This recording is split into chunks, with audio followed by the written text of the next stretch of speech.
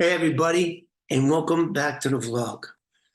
Well, today I'm going to be giving you guys an update as to what's going on with Roy DeMeo's car in the East River under the 59th Street Bridge. What's going on with that? And I'm going to give you guys a quick update. Exploring with Nug and then Adam Brown's Adventures, those two great dive teams will be coming back in the spring or summer and within just a couple of months from now. And we're going to go diving under there and we're going to search the car. The last video that we did on that, it was the last day and we really couldn't do much because there's only like a 45-minute time where you can dive in the river. It's called slack time, tide. That's when the river's not going in or it's not going out. It's like steady. And that's the only time you're able to dive, and that's only for 45 minutes per day. So that's and a whole bunch of other things that we had going on there. So as you guys know, we located the car. We positively identified the car. It was parked there exactly where I left it 50 years ago. Exactly. Positively identified it by its steering wheel, which was exclusive to that year, make, and model car. Boom. Got it. Got it. So let me tell you what happened. The dive team was only there for 3 days. The first day, they had difficulty just getting to the location in their little boat. Then we got the big boy boat, that freaking military thing, had bullet holes in it and everything from Afghanistan. It was pretty cool. But there, I digress. Keep on track, Kevin. I got to do this, otherwise I start wandering. Okay, so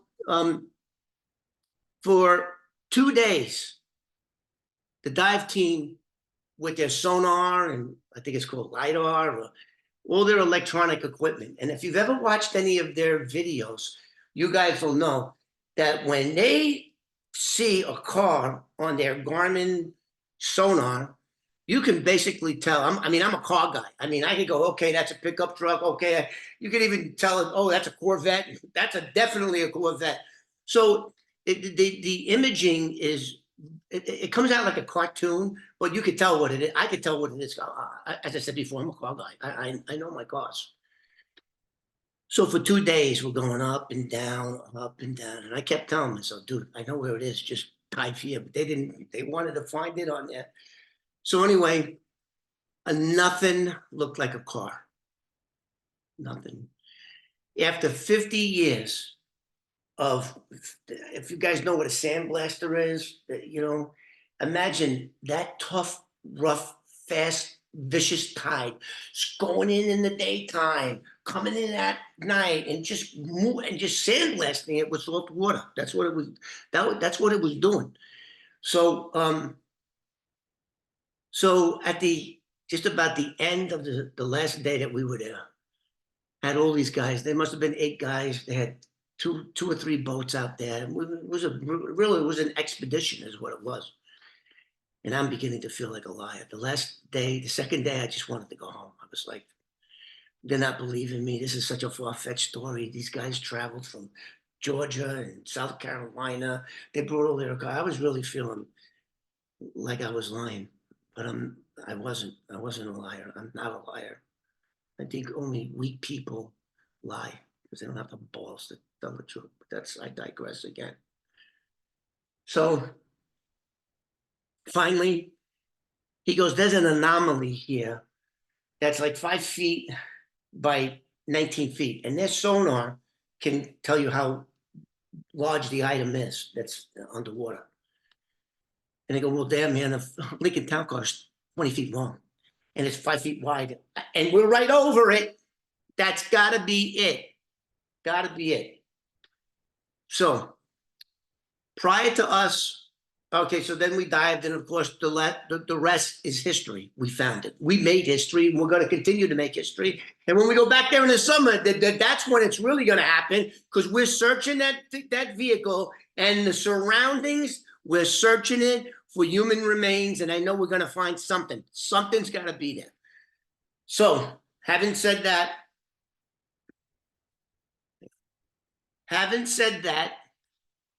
just lost my train of thought.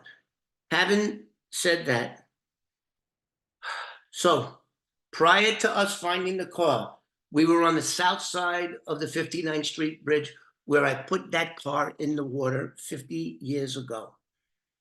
And we found nothing. Found nothing. Now, Jeremy from Exploring with Nug did a lot of research. He got satellite photographs going back to the 90s. We saw a dirt road going right to the ocean from that historical building down there on Vernon Boulevard. So we were going back and forth over there. And I know I put several cars in there, but none of the cars that I ever put in that river ever didn't even go anywhere close to the 59th Street Bridge before it went under. But of course, that car, I was nervous. I smelled the decaying body coming from the back. I was 20 years old. I was shitting in my pants. So I threw the car in, forgot to roll down the windows, forgot to crack the doors, and I even forgot to turn the lights out. That was fate. I don't know. It was fate. And that car kept going and kept going and kept going. It was the only car I ever threw in there that went as far as it did. And if you look at the satellite imagery or you look at the videos, you'll see how far that car traveled. And at that time, that car was the heaviest car produced in the world. It was like, I think it's 5,200 pounds. Big block 460 V8.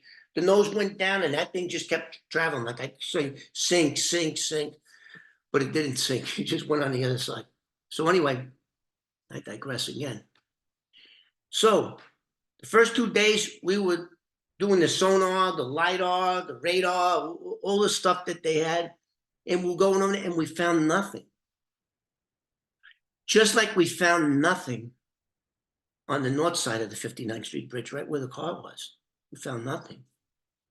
So 2 days after I dumped that car. Now these are all videos that I did. And of course, it's not working for me.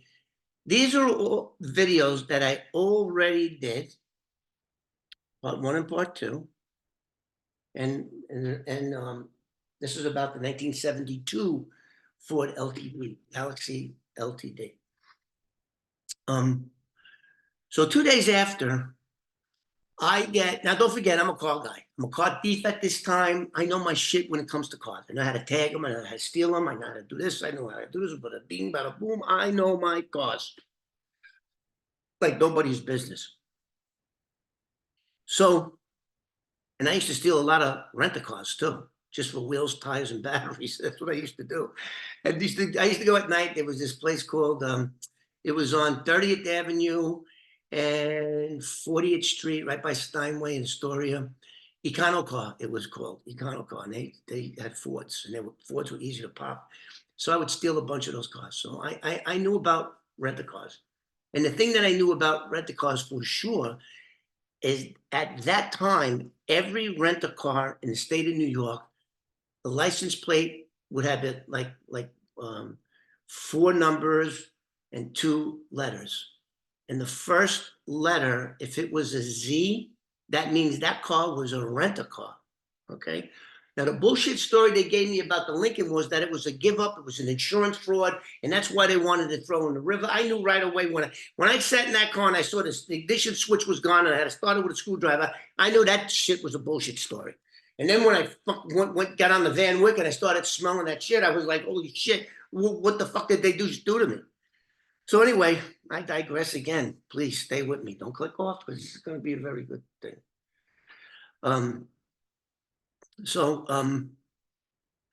2 days later, I come into work at the body shop at South Jamaica, Queens, Joey Bikini's body shop, and Roy DeMeo's there. Now, Roy DeMeo ain't saying shit to me because he and I didn't get along. And as I figured it out later on in life now, that he wanted to kill me because of a bunch of reasons. That if you guys go back, there's a lot of great videos that you guys are not all seeing because you're not going back in time. All of these videos are right there for you guys to look.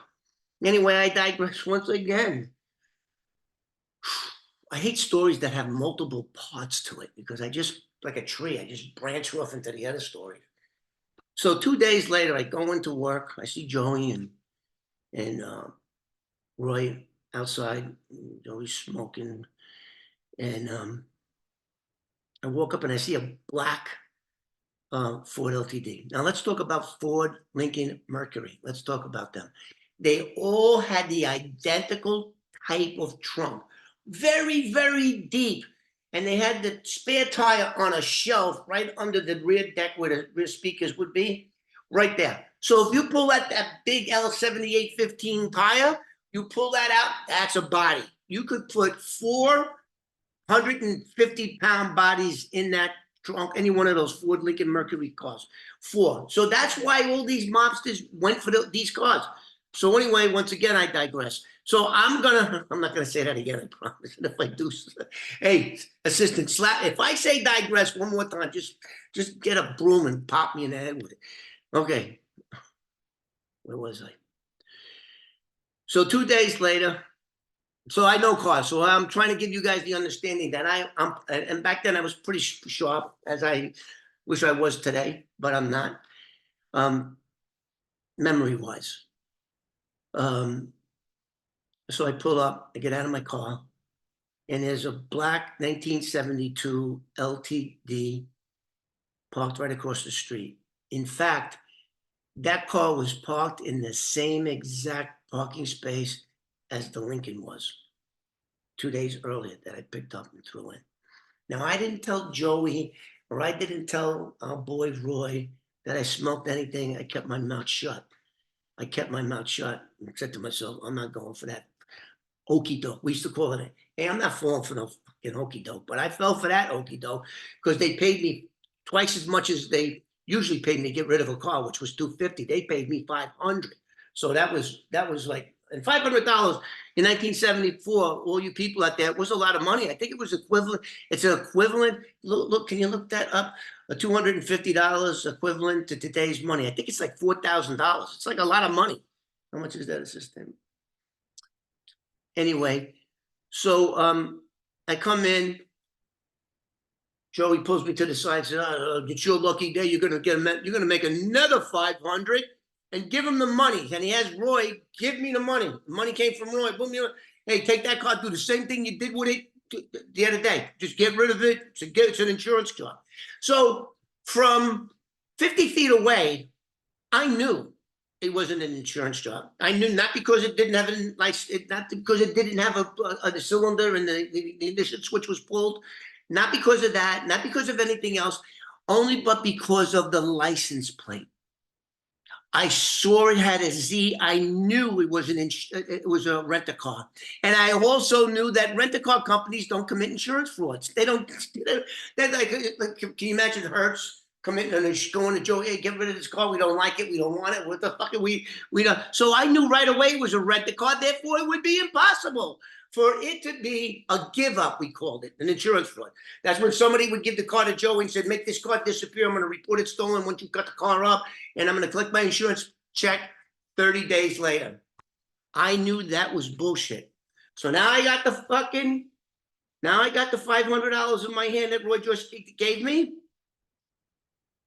And I go, and I'm looking at Joey, who I love dearly.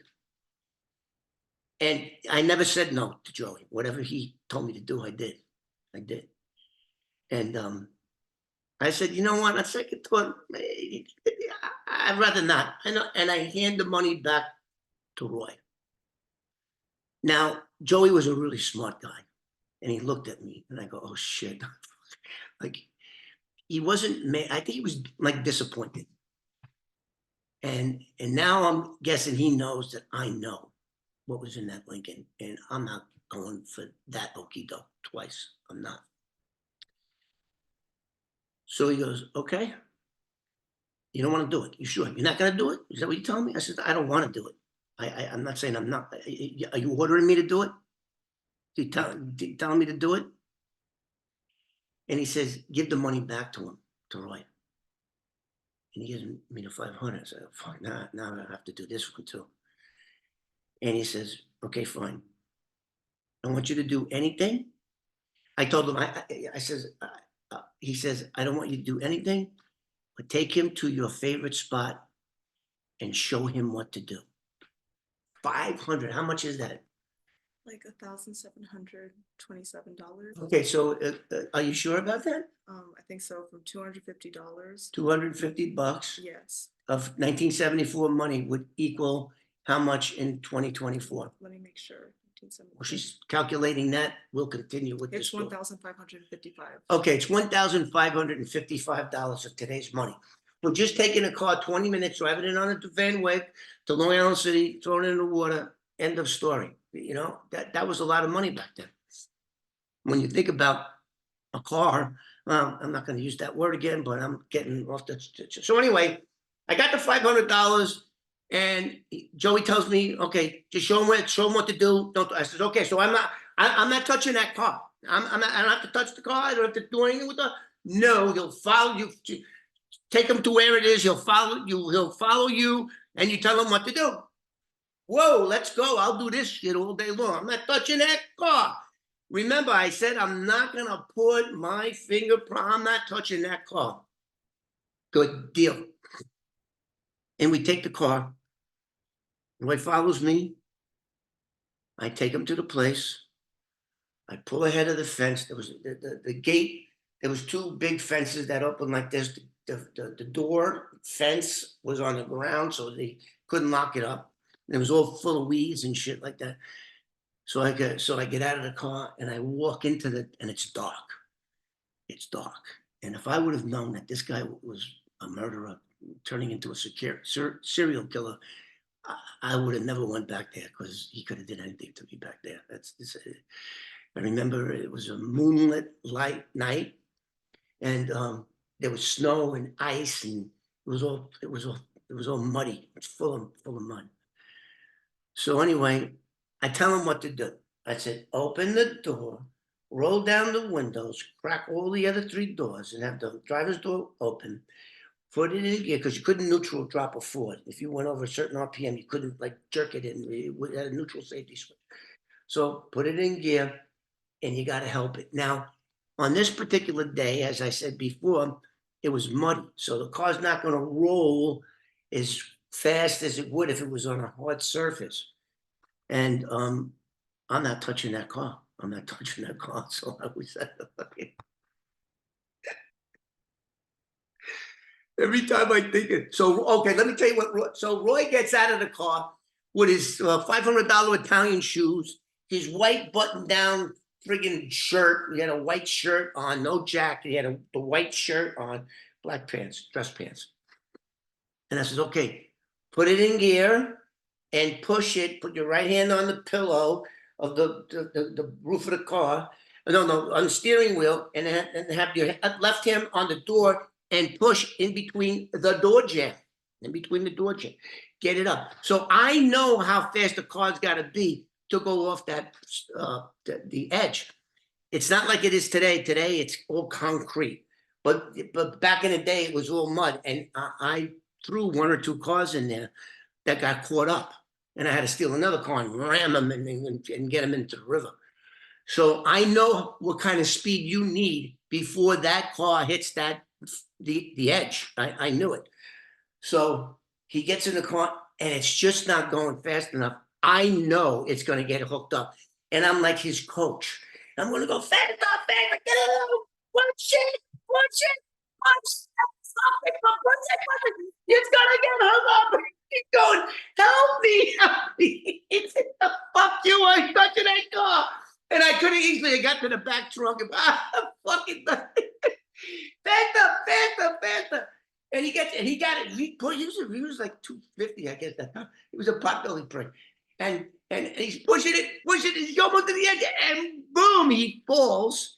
He falls face first in the mud. His now white shirt, it's all covered in mud, and I can't stop.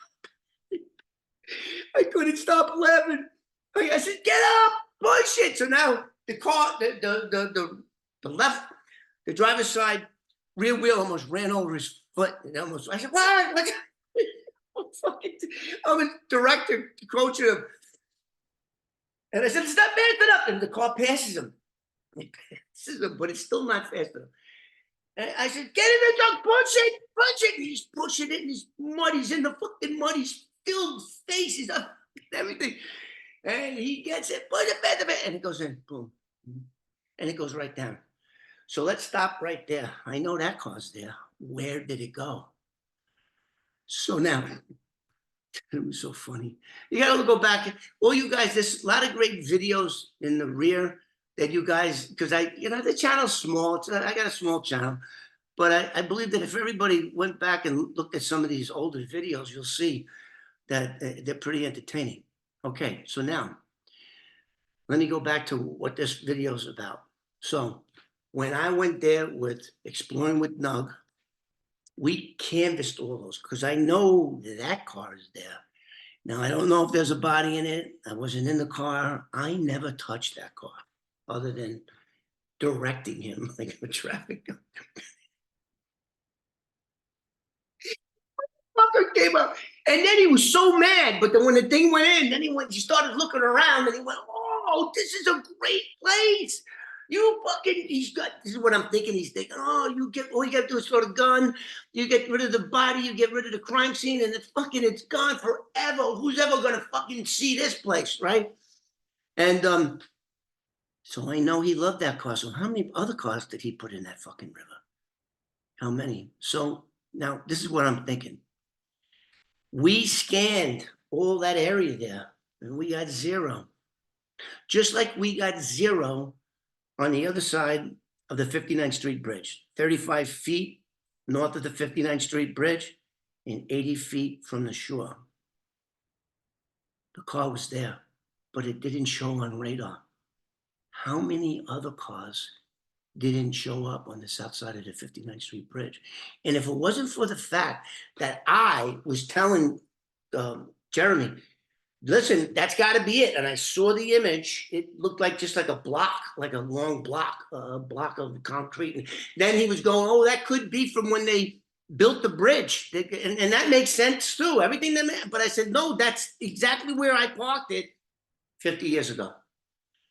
So I want all you guys to get all psyched up because when we go back and we take care of the Lincoln, I hope that they have enough time this time to do some diving right around the area where all the other cars went in and down.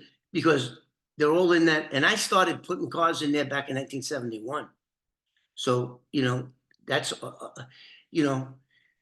what was in the trunk of that 1972 Ford LTD? Was it another body? No doubt. No doubt. So I just thought I'd give you guys a little heads up to what's coming. And again, guys, please like and subscribe if you haven't already, and keep those comments coming in. I love those comments. Not all of them, but I love most of them. And like, subscribe, and check out the videos in the back. Can I have that thing one more time? So that video that I shot was April 27th, 2022. And of course, nothing, that's my, nothing works. As soon as I touch this thing, I can't tell you how many phones I threw out my window. They drive me crazy. Here it is right there. See our boy Roy pushing the 1972 Ford LTD in. Look at Kevin right behind him. He fell right on his face. You son of a bitch. Okay, anyway, thanks for listening to me ramble on, and I didn't use that other phrase I did last time. And don't forget to like and subscribe, and I'm going to see you guys on the next one.